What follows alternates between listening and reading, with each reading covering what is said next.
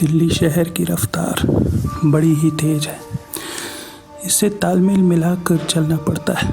जो ना मिला पाया वो समय और तकदीर से पीछे हो जाता है। वो तकदीर जो वो खुद अपने हाथों से लिखने दिल्ली आया था।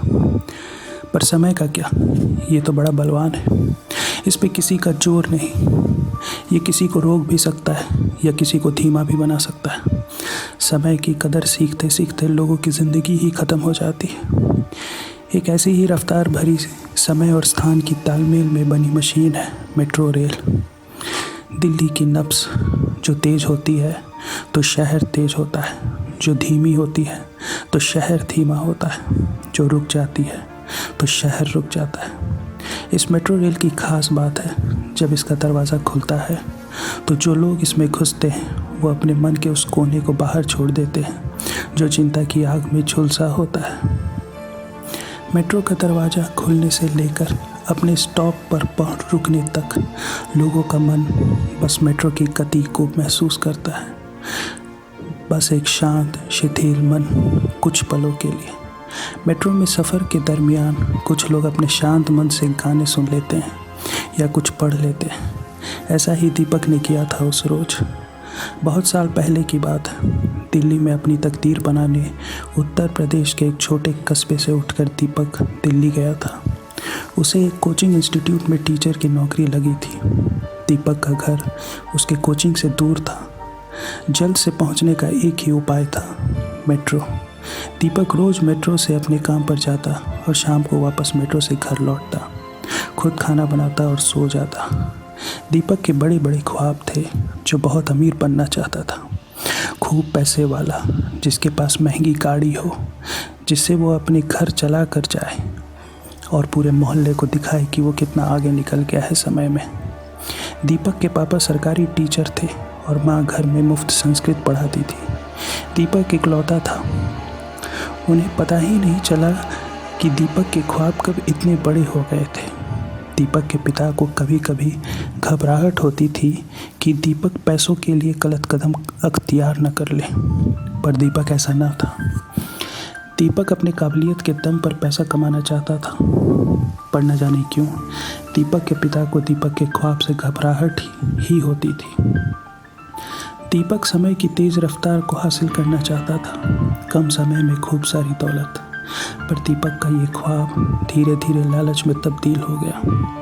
दीपक अब अपने कोचिंग के बच्चों को महंगे दामों में नोट्स बेचने लगा।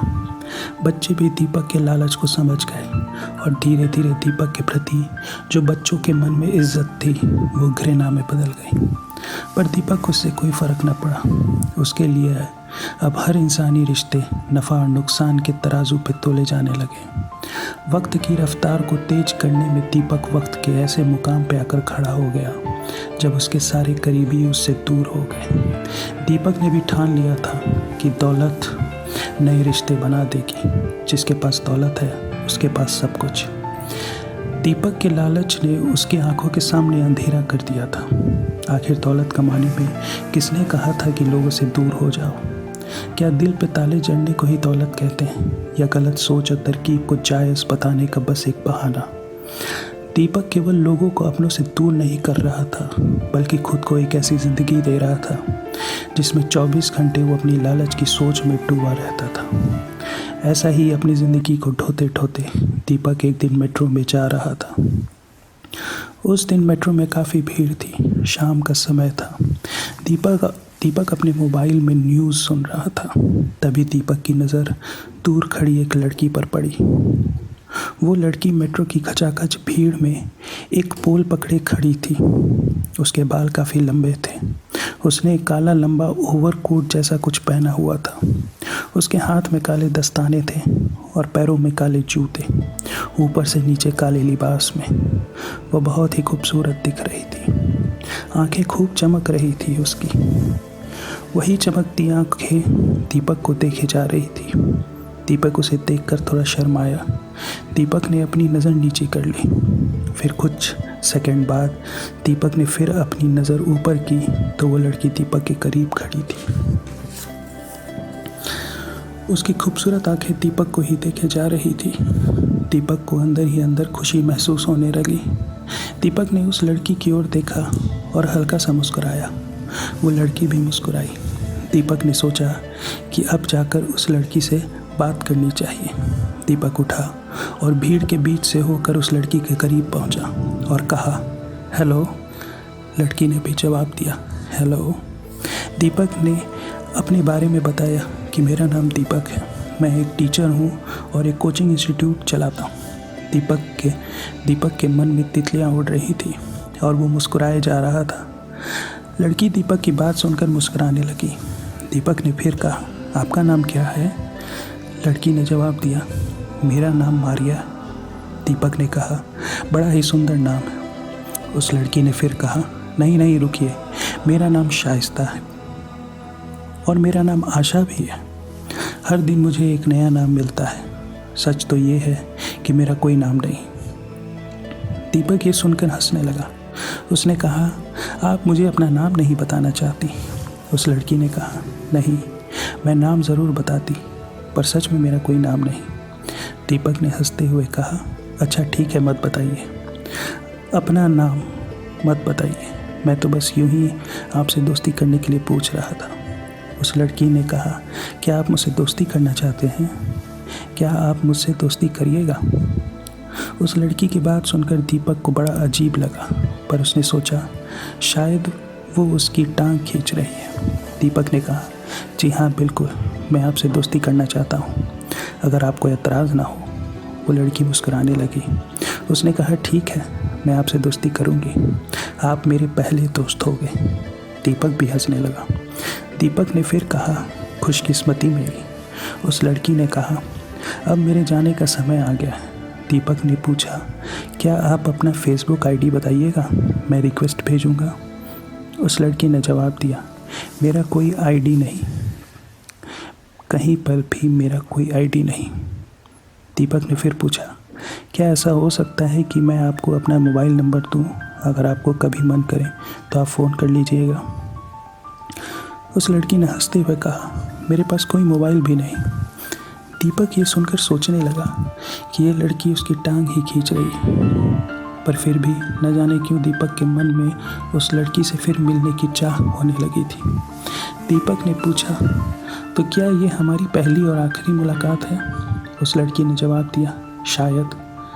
मैं कल फिर मेट्रो से जाऊंगी, अगर आप उस मेट्रो में होंगे तो हम फिर से मिल सकेंगे। दीपक ने पूछा, आप कौन सा मेट्रो में सफ़र करेंगी?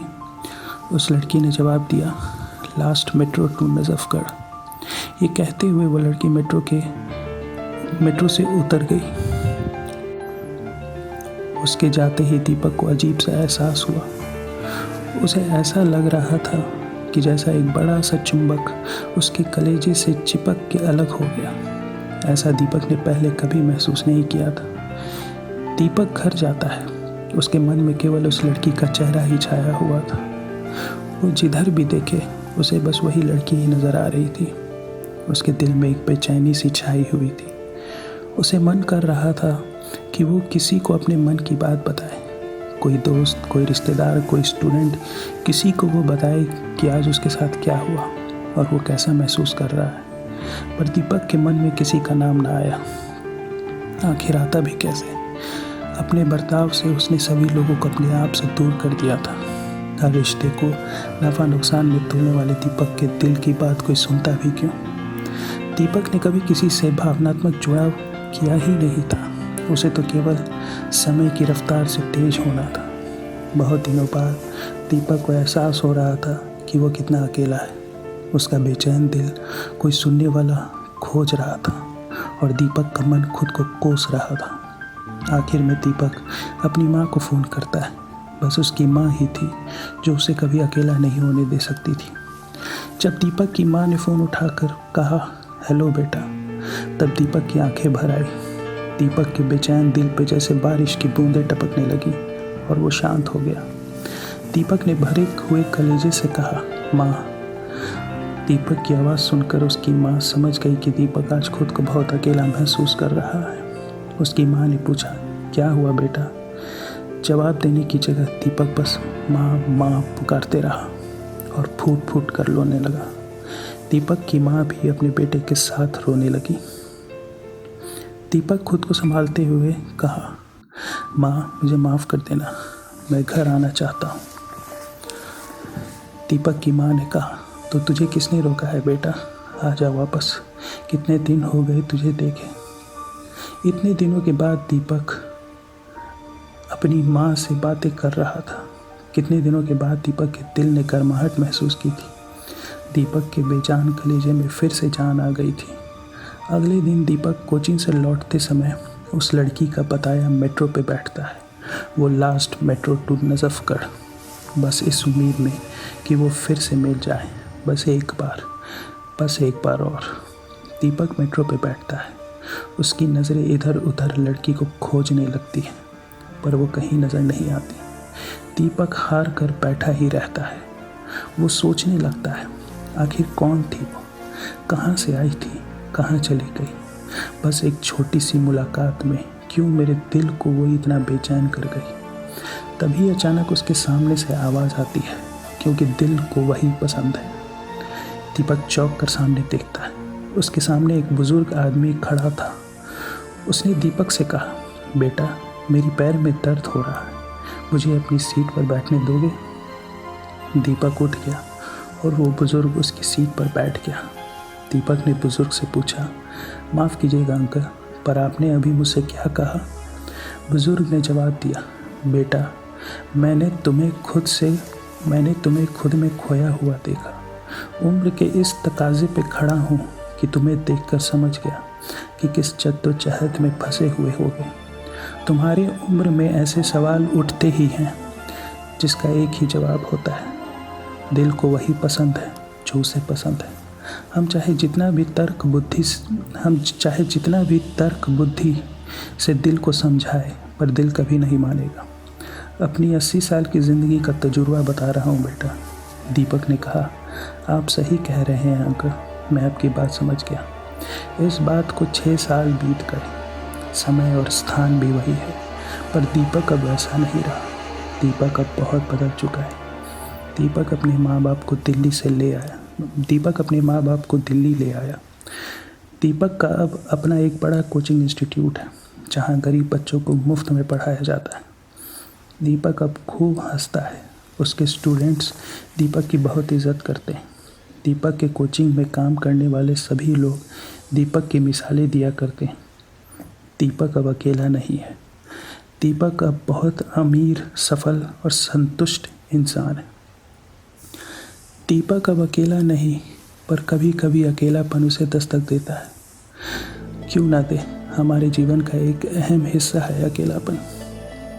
दीपक जब भी खुद को बहुत अकेला महसूस करता है, वो उस दिन उसी लास्ट मेट्रो टू नजफगढ़ में सफ़र करता है। शायद इतने सालों बाद भी उसे उम्मीद है कि काश काले लिबास में खड़ी वो लड़की फिर से नज़र आ जाए, वो लड़की जिसने उसके दिल में जोर की हलचल की थी।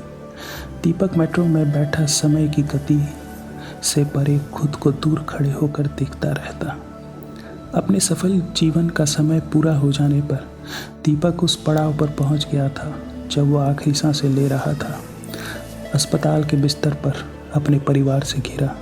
84 साल की उम्र ही लिखी थी दीपक की तकदीर में। अब बस शरीर छोड़ने का समय आ गया था। दीपक खुद को उसी मेट्रो में बैठा पाता है, ठीक उसी दिन की तरह, और उसके सामने खड़ी थी वही लड़की काले लिबास में। दीपक की आंखें खुशी से चमक उठी, उसके होंठ कांपने लगे, उसका दिल भर आया। वो लड़की दीपक के पास आकर खड़ी हो जाती है और कहती है, मैंने कहा था ना मैं इसी मेट्रो में मिलूंगी। दीपक कपकपाते होठों से कहता है, मैंने आपका कितना इंतज़ार किया, पर आप कभी नहीं आई। उस लड़की ने जवाब दिया, मुझे आज आना था तुम्हें ले जाने के लिए। उसने दीपक के हाथ को थामा और कहा, अब तुम्हारा सफ़र शुरू हुआ। दीपक की ज़िंदगी की मेट्रो अपने आखिरी पड़ाव के लिए शुरू हो गई।